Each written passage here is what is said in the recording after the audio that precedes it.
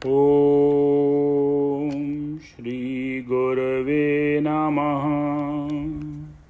ओम शांति शांति शांति। अखंडमंडलाकारं व्याप्तं येन चराचरं तत्पदं दर्शितं येन तस्मै श्री गुरवे नमः।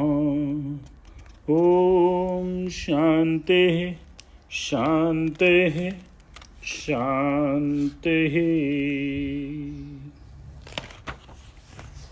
प्रणाम भगवान।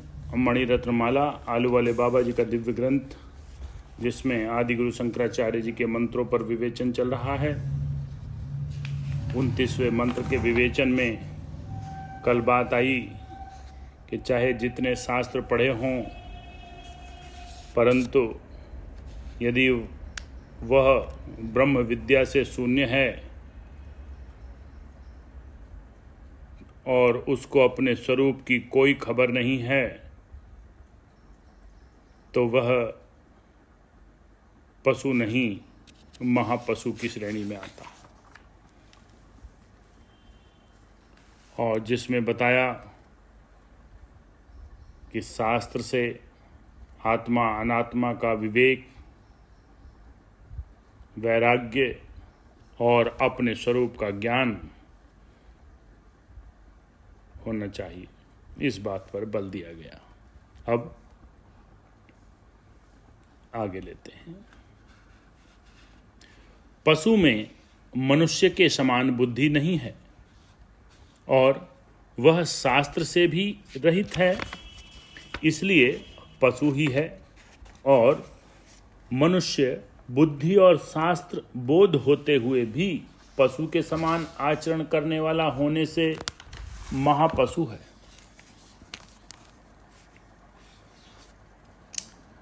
आत्मबोध बिना शास्त्र का कथन कौवे के कठोर वचनों के समान है। जो ब्रह्म ज्ञान की बातें करने में कुशल हो और जिसकी वृत्ति क्षण मात्र भी ब्रह्माकार न होती हो और जो विषयों में प्रीति वाला हो,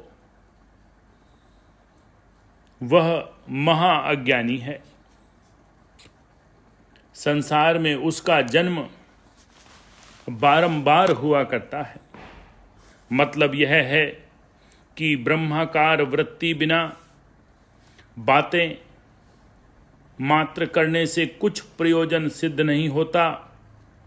जैसे गधा चंदन का बोझा उठाता है, उसे खबर नहीं कि मेरी पीठ पर क्या लदा हुआ है, और यह भी नहीं जानता कि चंदन खुशबू देने वाला होता है। इसी प्रकार जो शास्त्र को पढ़कर भी उसके यथार्थ अर्थ को ग्रहण नहीं करता, उस गधे के समान शास्त्र का बोझा लादने वाला ही समझना चाहिए। एक बार वृषकेतु राजा ने गौतम ऋषि के पुत्र से कहा, तुम क्या पढ़े हो? तब ऋषि पुत्र ने कहा, मैं वेद पुराण और सब शास्त्र पढ़ा हूँ। तब राजा ने कहा, यह सब पढ़ना ब्रह्म विद्या बिना उपाधि रूप है। ज्ञान बिना यह सब बोझा ही है। तोते के समान शास्त्रोच्चार से फल नहीं होता। जैसे कोई धनवान होते हुए भी जूता न पहने तो उसे दरिद्रियों का राजा ही समझना चाहिए, क्योंकि दरिद्री द्रव्य न होने से जूता न पहन सके तो उचित है, परंतु द्रव्य होते हुए जूता न पहनना मूर्खता ही है। इसी प्रकार शास्त्र पढ़कर भी जो तत्व ज्ञान से रहित है, वह मूर्ख ही है। जिसने भली प्रकार जीव पद शोधा हो, जिसको कर्तव्य शेष नहीं रहा हो, जो ईश्वर तत्व को भली प्रकार जानता हो और जो ईश्वर कृत्य में लुब्ध न होता हो, ब्रह्म सूत्र, शारीरिक भाष्य आदि सुनकर वैराग्य को प्राप्त होकर पंजीकरण के पिंड का भली प्रकार शोधन कर चुका हो, पंचकोश को क्रम से भिन्न भिन्न करके साक्षी स्वरूप कुटस्थ ब्रह्म पद में विराम को प्राप्त न हुआ हो, वह ही